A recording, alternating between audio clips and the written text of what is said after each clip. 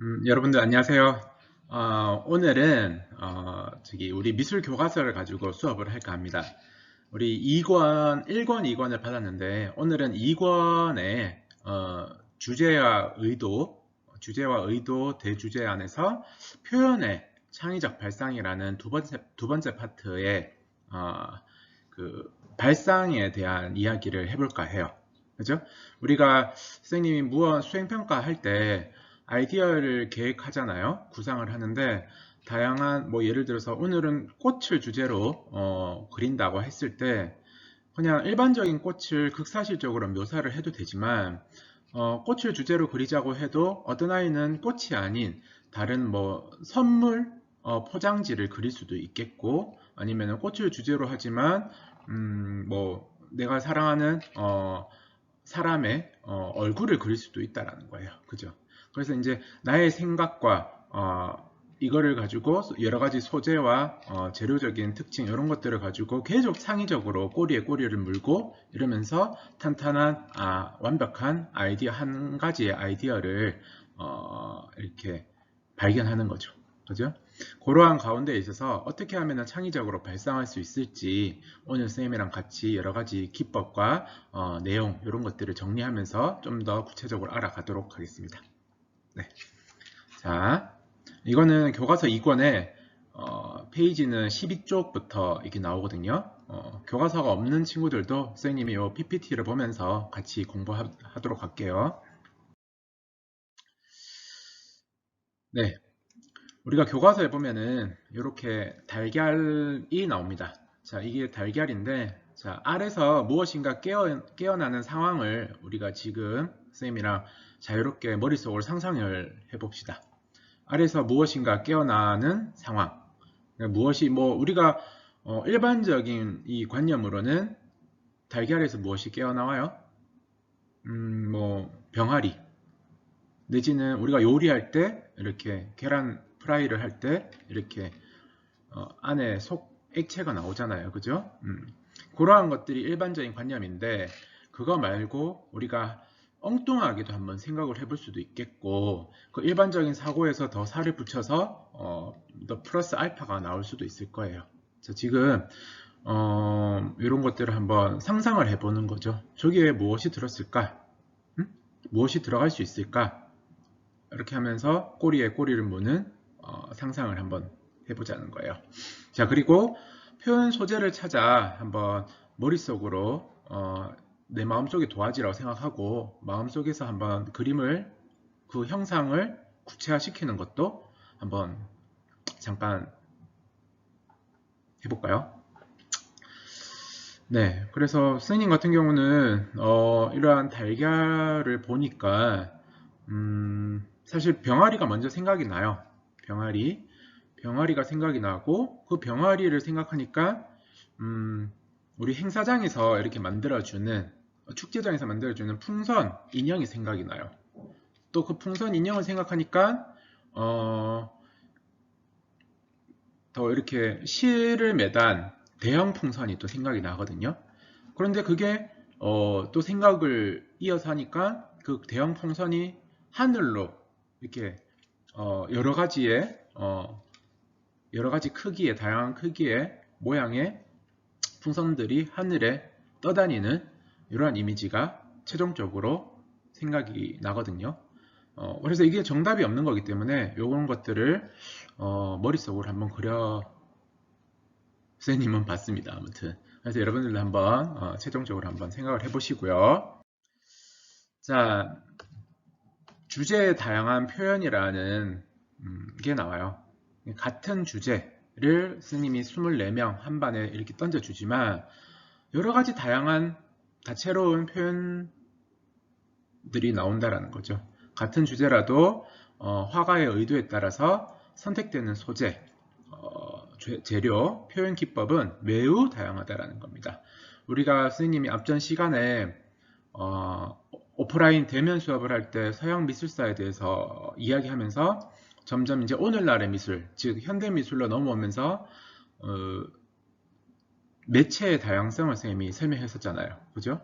그 매체의 다양한 매체, 우리가 지금 일상 소재, 여러분들 지금 집이라면은 집 안에서 볼 수 있는 매체들이 모든 것들이 다 나의 아이디어가 될 수 있고 내 재료가 될 수 있다는 거죠. 그죠? 그 얘기입니다. 주제 표현을 위한 창의적인 발상이라는 게 나오는데, 자, 창의적인 발상은 무엇인가? 개성적인 주제 표현은 창의적 발상을 통해서 이루어진다. 미술에서 발상은 작품을 구성하는 과정에서 아이디어, 계획을 뜻한다. 이렇게 얘기할 수 있어요. 그래서 발상한다. 내가 머릿속에서 무언가를, 작은 거를 생각해냈으면 그것을 계속 더 극대화시키고 확장시켜 본다라는 겁니다. 그죠?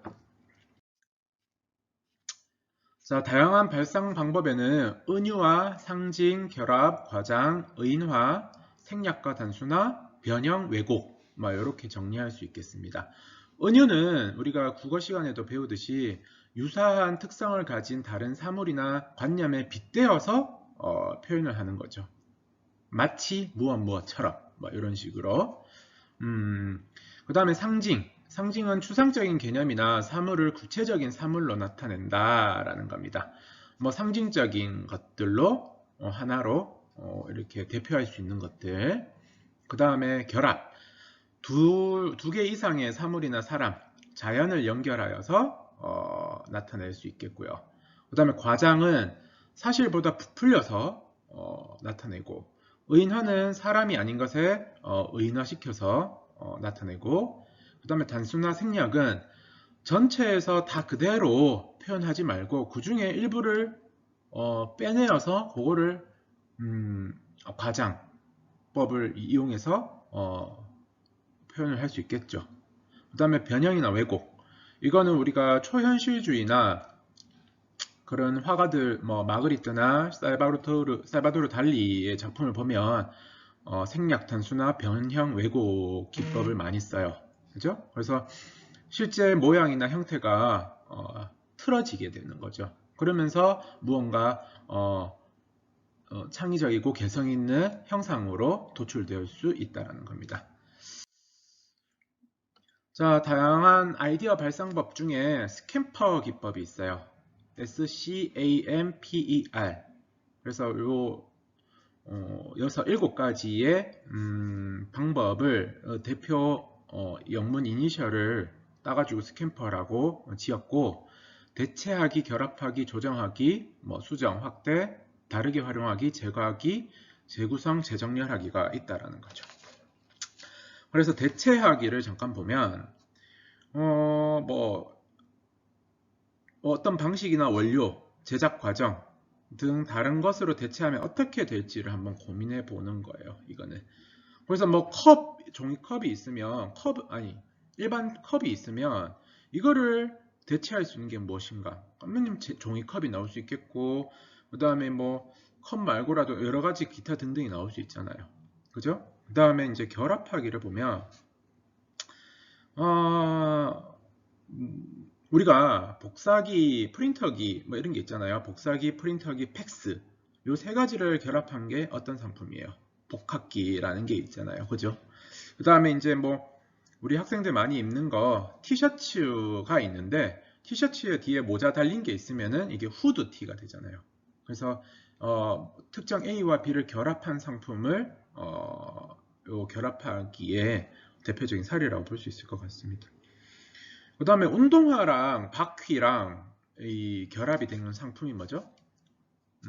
롤러스케이트나 인라인 스케이트가 되겠죠. 이런 것들이 그 대표적인 사례라고 볼 수 있어요. 그 다음에 이제 조정하기, 응용하기가 있는데, 조정하기, 응용하기는 뭐가 있을까? 식물에 씨앗이 의류에 옷에 잘 붙는 원리를 설명한다면 그게 이제 벨크로 찍찍이 있잖아요. 찍찍이가 연상이 될 수 있겠고, 그죠? 그러면서 이제 그러면서 또 다르게는 민들레 홀씨 이렇게 후 불면은 그거를 후 부니까 이렇게 막 이렇게 산발적으로 하늘에 날아가잖아요. 그죠? 홀씨가 그걸 보면서 하늘에 떨어지는 낙하산, 뭐 이런 것들로 연상이 뻗어서 나올 수 있다는 거예요. 응용되어서. 그 다음에 이제 수정, 확대, 축소를 얘기할 수 있는데 이거는 뭐 확대, 무언가 확대해보자 라는 거죠. 그러다 보니까 뭐 이렇게 확성기로 연상이 될 수 있겠고, 확대하면 다양한 뭐 이게 선생님 내가 확성기라고 얘기했지만 여러분들이 다양하게 이게 생각을 뻗칠 수 있는 거예요. 그다음 뭐 축소가 뭐가 있을까요? 축소는 요즘엔 초미니 뭐가 많이 나오는데 선생님 지금 여기 지금 강의하고 있는 노트북도 컴퓨터 데스크탑의 축소형이잖아요. 그죠? 그런 것도 될 수 있겠고 뭐 그런 거 있을 것 같아요. 그 다음 이제 다르게 활용하기인데 그거는 기존의 매체를 다른 성질로 확 바꿔버리는 거. 뭐 계란판이 이렇게 있잖아요. 계란판은 요즘에 뭐 음악실이나 이런 데 가면 가수들 노래 연습하는 데 가면 이제 방음벽으로도 계란판을 붙여 놓잖아요. 그죠? 그런 것들. 계란판의 성질이 달라진 것. 그죠? 그 다음에 이제 제거하기가 있는데, 제거하기는 선생님 커피를 마시는데 카페인이 있어서 또 커피를 못 마시는 분들이 있어요. 그래서 이제 무카페인, 디카페인이 나오잖아요. 그런 것들이 이 제거하기의 대표적인 개발 방법이라고 볼 수 있겠죠. 그 다음에 이제 재구성하기 역발상 이건데 우리가 뭐 요즘에 이제 코로나19 상황에서 재택근무가 사업장에서나 많이 이렇게 활성화되었다 하잖아요. 그래서 이제 뭐 우리가 출근을 한다라는 거는 어느 사업 현장에 일터에 나가야 되는 게 출근이었는데 이제 재구성 역발상으로 집에서도 재택으로 할 수 있다. 얼마든지 뭐 이러한 것들도 이제 사고의 유연함인 것 같아요. 그 다음에 우리 김밥집에서도 김밥은 안에 밥이 있고 겉에 김이 있잖아요. 감싸잖아요. 그거를 이제 역발상으로 겉에 이제 밥이 말려서 나오는 누드 김밥도 있을 수 있겠고, 그죠? 뭐 그런 것들이죠. 그래서 이렇게 새롭게 사고의 전환을 할 수 있는 기법이 총체적인 기법이 스캠퍼 기법이다 라는 걸 쌤이랑 같이 차근차근 봤습니다. 자, 그 다음 우리가 수행평가 각 교과마다 하는데 마인드맵 많이 하죠. 그래서 하나의 테마를 가지고 계속 이렇게 사고를 뻗쳐서 이렇게 하는 마인드맵이 있겠습니다. 자동기술법은 그냥 습관적으로 무념무상의 상태에서 계속 엉뚱하더라도 계속 뭔가 떠오르는 단어를 적어보는, 나열해보는 기술법이라고 볼 수 있어요. 자, 오늘 수업은 이렇게 해서 마칠 것 같거든요. 창의적인 발상법의 종류를 쌤이랑 같이 알아봤는데 아유, 정답이 나와버렸네. 자, 다음 작품에 오른쪽에 작품에 활용된 발상 방법을 동그라미 해보자 라는 겁니다. 한 학생의 작품인데 순환이라는 제목을 붙였고 비를 막아주는 우산과 물을 공급하는 수도꼭지를 연결하는 자연의 순환을 표현했다라는 겁니다.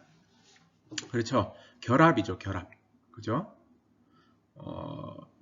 우산과 물의 결합. 그 다음에 수도꼭지의 결합. 그죠? 그래서 이제 수도꼭지는 물이 이렇게 콸콸 나온다라는 거기에서 연상이 되어가지고 이게 하나의 서클로 돌아가는 순환계를 대입시킨 거예요. 그죠? 그 다음에 은유는 어디 하나에 빗대어서 수도꼭지에 빗대어서 그래서 이게 우리가 창의적인 발상과 최종적인 작품을 완성하는 데 있어서 한 가지의 방법으로 이렇게 굴러가는 게 아니라 스캠퍼 기법에서도 뭐 여러 가지의 동시다발적으로 이렇게 융화가 돼가지고 최종적인 작품이 나올 수 있겠다라는 게 선생님 얘기예요.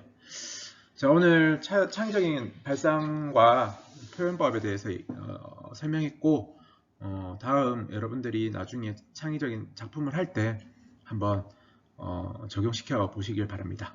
알겠죠? 자, 오늘 수업 여기까지고요. 여러분들 집에서도 생활 방역 철저히 할 수 있도록 합시다. 자, 다음 시간에 만나요. 안녕.